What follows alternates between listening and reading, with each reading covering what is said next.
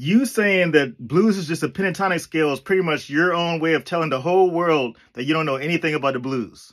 Please bear with me for a second. Allow me to break it down.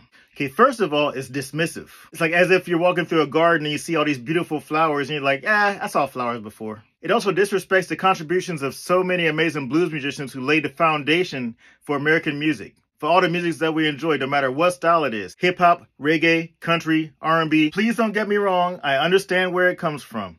I studied jazz for most of my life. When jazz is taught, it's taught in more of an analytical fashion. Say if you're doing rhythm changes in the key of F. I can do major pentatonic on F, then it goes to the D7. I can play altered dominant on that. On the G7, I can do minor pentatonic. Then on that C7, I can play that real cool Parker lick on that. So this is the reason why I say anybody who says blues is a pentatonic scale knows nothing about the blues. Now, anybody who transcribed one B.B. King solo or one Albert King, one Jimi Hendrix solo, one Stevie Ray Vaughan solo, anybody who's transcribed any one of these solos, just one solo, you'll see that the notes they tend to use are actually, okay, let's do this in the key of C, would be C, D, E flat, E natural, F, F sharp, G, A sharp, or that space in between the A and the B flat, and then B flat, and then C.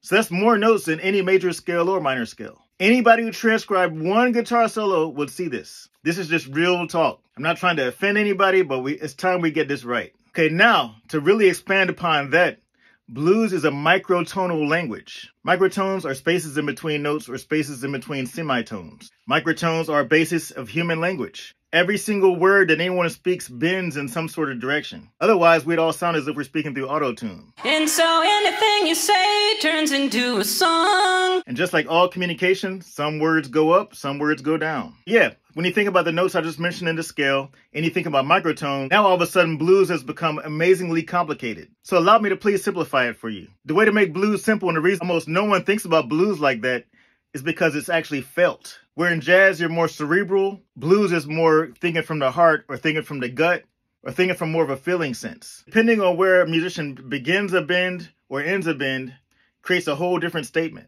And a huge array of emotion can be conveyed depending on how a person bends, the tone in which they use. You know what? I'm starting to realize talk is cheap. Just check out these examples. Now, all of these examples are almost impossible to notate, but at the same time, they're very easy to feel and experience.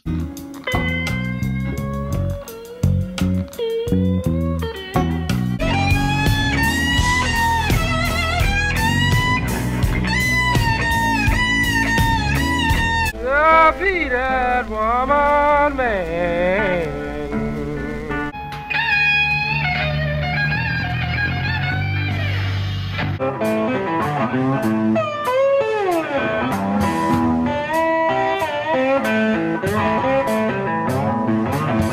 That's what makes the blues freaking amazing. When it comes to improvising, pentatonic scales are a wonderful way to get started. I mean, you got to start somewhere. It's good to kind of limit the choice of notes so you can better isolate what they mean. Pentatonic scales exist to keep us from sounding like idiots. Say if you're playing some song you're unaware of, you see it's B minor, you can play B minor pentatonic, you'll get through it.